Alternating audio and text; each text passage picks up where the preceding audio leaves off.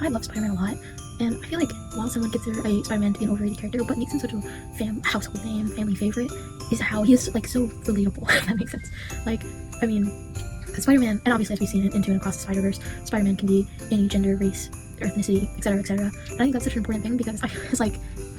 a lot of the time characters are relatable because they have to be a certain way, you know, or there's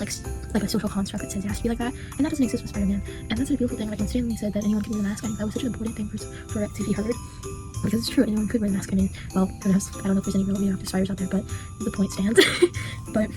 my personal favorite Spider-Man is a tie between Into and Across the Spider-Verse Miles Morales and MCU's Peter Parker. And the reason I prefer MCU's Peter Parker to Andrew and Toby's is simply because Andrew and Toby's are such like well-done versions, but if I wanted that classic story, I might as well go read the comic. And maybe that's a hot take, and obviously there's whole like adapting on the screen so you can see it in it, like all of its visual glory, so I get that. But for me, it's like, I like, at least after those two, it's like it's refreshing to see this completely new, different story with a character that is still the same, and it's still the same one you love, but just different. And I also feel like Tom Holland's Spider-Man, when he does so good, or so well, when he does so well, as he balances being Peter Parker and Spider-Man very well. Not literally, because obviously, as we saw, that didn't work out for him, but I mean that he has the awkwardness and he has the awkwardness of being Peter Parker, but he has the confidence of being Spider-Man, and I think that just is done really well, where it's like when he transforms when he becomes Spider-Man, but he's still the same good person either way, and that's something that's so important.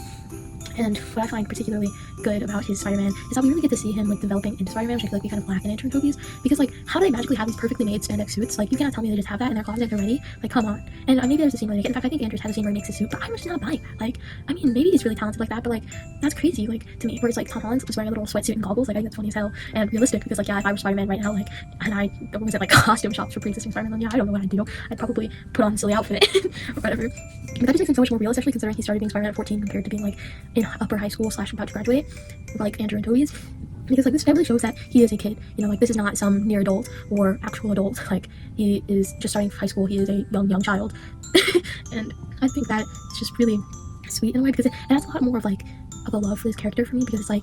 because he's younger, especially because a lot of the MCU, or most of the MCU, at least at the time, was all adults, so it's like having a teenage character as a teenage fan was nice, because it's like, I don't know, it's not like representation, I guess, maybe, I don't know, but you know what I mean, like, I love him. And one thing, and this is more of like a fan kind of concept that I like about him, is how, again, you can apply what you want. It's not a fan concept, but you know what I mean, like, how you can like apply what you want to apply to Spider-Man or Spider people, you know, like, for me, like, Spider-Man is autistic because I'm autistic, Spider-Man may be trans because I'm trans, you know, stuff like that, where it's just like makes it a personal thing for you, which I think just makes it so special, because like, I mean, Spider-Man can be cis if you want to be cis, he can be neurotypical if you want to be neurotypical, but he doesn't have to be, he could be anything. And I say he as a general, like, they can be anything, and that's what makes them so magical, and that's what makes him such an important character for everyone, and that's what makes them like such a timeless character. Like, bro has stayed relevant because bro is relevant.